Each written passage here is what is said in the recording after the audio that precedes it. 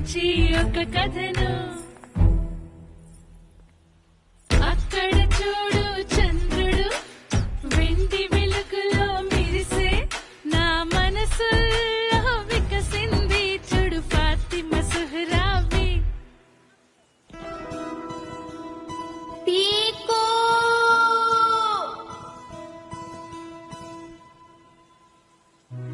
నది ఎంత అందం కాలుతో